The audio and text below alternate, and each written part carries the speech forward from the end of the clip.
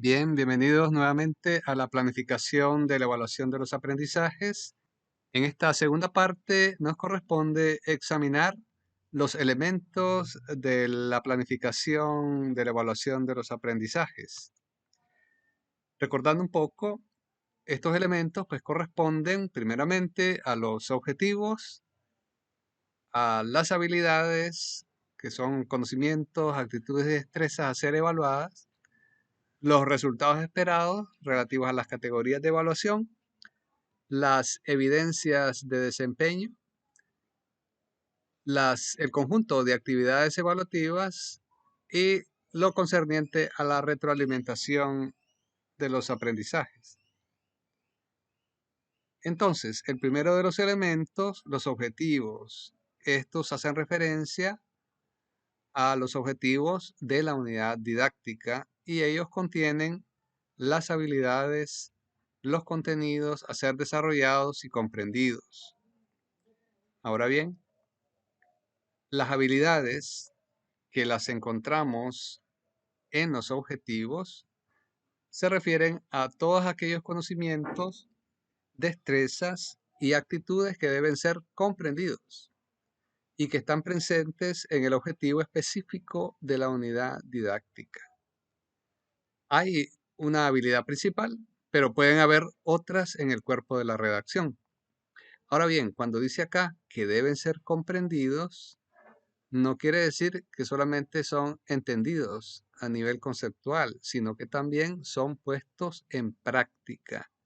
Ya, eso implica la comprensión. Ya, es como un pensamiento, dicen unos autores, un pensamiento actuado. Ya, no solamente se queda en la mente, sino que pasa a la acción.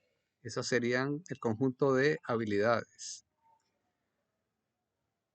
Ahora, los resultados esperados son las formas con que pueden ser evaluadas estas habilidades. Estos resultados corresponden a categorías de acciones de evaluación que pueden ser de 5 tipos: de participación, de cumplimiento, de elaboración, de explicación y de demostración.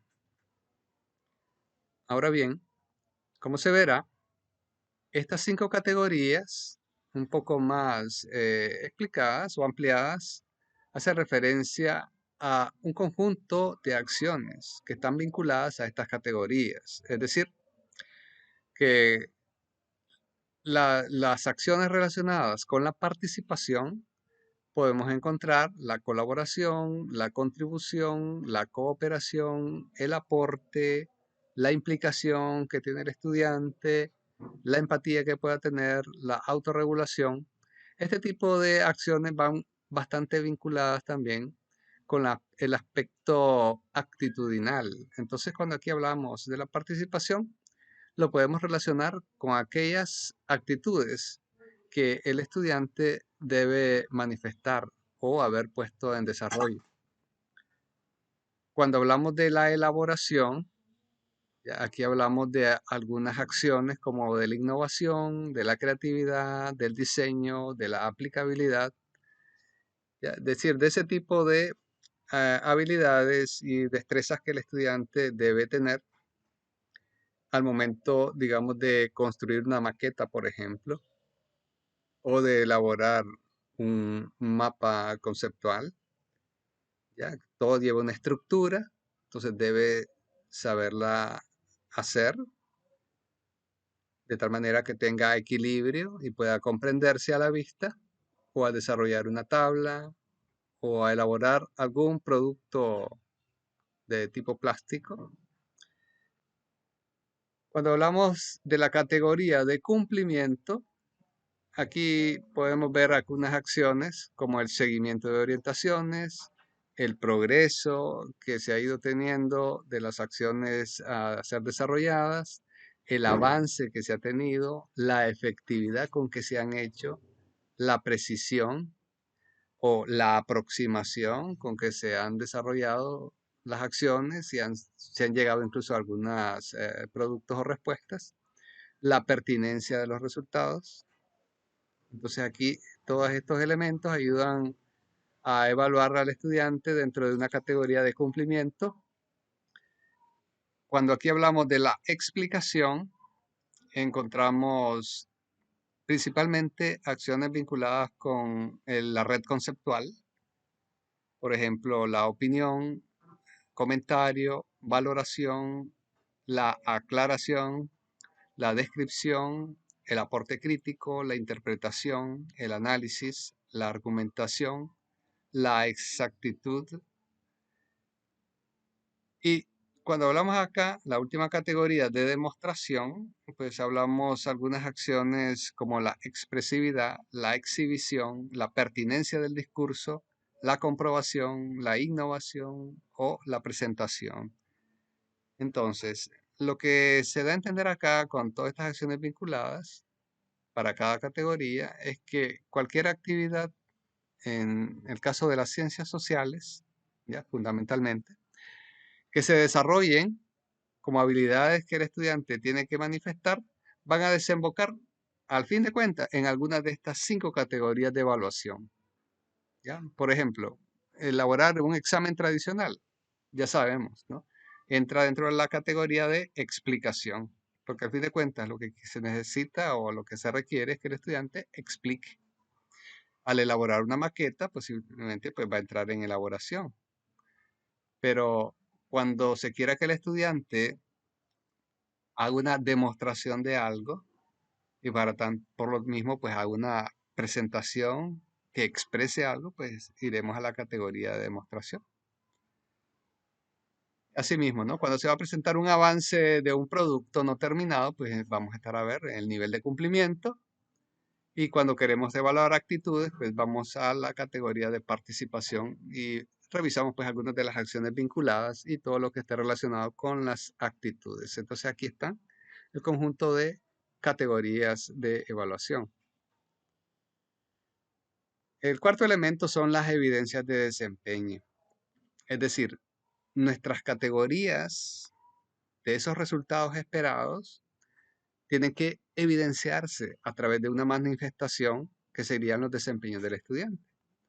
Estos desempeños son las formas y maneras en que puede hacerse patente u observable el dominio de un conocimiento, habilidad o actitud.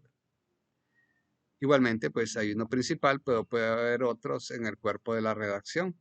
Esto va a depender, pues, de cómo esté redactado el objetivo. Ahora bien, estos resultados pueden ser de 4 tipos. Pueden haber desempeños de comunicación, desempeños de praxis o propósito, desempeños de contenido, desempeños de método. Analizando un poco estos elementos, aquí los tenemos, ¿no? Los desempeños de contenido que van relacionados con la explicación o la categoría de explicación, estos evalúan el nivel hasta el que se ha trascendido a las perspectivas intuitivas o no escolarizadas del estudiante. Y hasta qué grado se puede mover con flexibilidad entre ejemplos y generalizaciones en una red conceptual coherente y rica. Los desempeños de método ya van vinculados con el cumplimiento, la demostración o la elaboración, como esa capacidad para mantener un sano escepticismo acerca de lo que se conoce o lo que se les dice. Es el uso de métodos confiables para construir y validar afirmaciones y trabajos verdaderos, moralmente aceptables y valiosos. Los desempeños de praxis o de propósito, muy vinculados con la elaboración y la demostración, hace referencia a la capacidad para reconocer los propósitos e intereses que orientan la construcción del conocimiento, la capacidad para usar el conocimiento en múltiples situaciones y las consecuencias para hacerlo. Y finalmente, los desempeños de comunicación, muy vinculados con la participación, es el uso de sistemas de símbolos, sean visuales, verbales, matemáticos, sinestésicos, corporales, para expresar lo que se sabe y el uso de los medios. La capacidad para considerar también la audiencia y el contexto en que se hacen las participaciones o las comunicaciones. Bien, el quinto de los elementos son las actividades ya de evaluación propiamente dichas. Hay de algunos tipos que pueden ser los de familiarización. Aquí entran diagnósticos, diálogos con los estudiantes, por ejemplo. A veces las mismas lluvias de ideas son de familiarización. Actividades de evaluación de aspectos importantes del saber y del saber hacer. De aquí pues entran en juego principalmente las acciones de heteroevaluación, es decir, las que el docente quiere evaluar de manera externa, como pueden ser exámenes cortos o pruebas largas. Y aquellas actividades de comprensión perdurable, ¿no? Ahora bien, en estas de comprensión perdurable deben ir o son el resultado de lo que se ha obtenido acá de las habilidades, resultados esperados y evidencias de desempeño, ¿ya? Son una especie de síntesis de esos elementos que en su momento, cuando veamos un ejemplo real, trabajado ya con una unidad didáctica real, veremos en qué consiste con más claridad. Asimismo, también se incluyen otros tipos de actividades de evaluación que en la planificación se deben realizar, que es la autoevaluación, la coevaluación, las rúbricas de evaluación. Ahora bien, esta autoevaluación, recordando, es la evaluación que hace el propio estudiante para consigo mismo, ¿ya? La coevaluación, pues, la evaluación que hacen los estudiantes entre sí. Y las rúbricas, pues, son escalas de valoración para que el estudiante pueda medirse en qué posición se encuentra ubicado con respecto al desarrollo de una habilidad. Ahora bien, aquí de manera pues también condensada se encuentran estos métodos de evaluación, ¿no? Ya los que habíamos mencionado, y sus actividades de evaluación, ¿no? Esas de familiarización, que son de menor demanda cognitiva, la llevamos hasta la evaluación de comprensión perdurable, ya que requieren mayor demanda cognitiva, ¿no? Desde aquellas revisiones informales, observaciones, diálogos con los estudiantes, pasando por los exámenes y pruebas rápidas hasta llegar a elementos como ensayos académicos, tareas de desempeño, proyectos, ¿ya? Y esto es porque ya vamos requiriendo una mayor demanda cognitiva. Bueno, y los elementos ya mencionados de autoevaluación y coevaluación como reflexiones personales, autovaloraciones o las reflexiones colectivas y la valoración entre pares para el caso de la coevaluación. Entonces aquí tenemos también dentro de nuestras mismas categorías y acciones vinculadas las rúbricas vinculadas con cada una de las categorías. Entonces aquí hay estas rúbricas que son, dicho sea de paso, pues apoyos nada más. No son las únicas rúbricas, no son totales, pues las únicas rúbricas, pero al menos dan un vistazo general de qué manera se puede evaluar el nivel de desempeño de los estudiantes, ya que las rúbricas apuntan a eso, a esos niveles de calidad, que serían los niveles del desempeño, siendo siempre un nivel de mayor calidad, que en el caso de esta rúbrica es el nivel 4, y el de menor calidad, pues es el nivel 1. Y los niveles intermedios, los niveles pues 2 y 3. Está claro que lo que se espera pues es que el estudiante se mueva al menos entre los niveles pues 3 y 4, ¿no? Y de preferencia pues el nivel 4, que es el de mayor nivel de competencia o de dominio de una habilidad. Ya con la tabla en mano, en físico, pues se podrá examinar con mayor claridad pues cada uno de estos elementos y con el ejemplo ya de planificación ya real, con una unidad didáctica real, pues se verá mejor cómo es que se puede utilizar estas tablas de rúbricas. Y finalmente, pues tenemos la retroalimentación, que es una actividad que consiste en dar ayudas al estudiante en ciertos momentos ya del proceso didáctico, desde que inicia la unidad hasta que finaliza, con el fin de hacer correcciones oportunas en el aprendizaje. Se incluyen acciones como motivación, diálogo, rectificación, información sobre criterios de evaluación, mejora de la asignación de calificaciones, por ejemplo.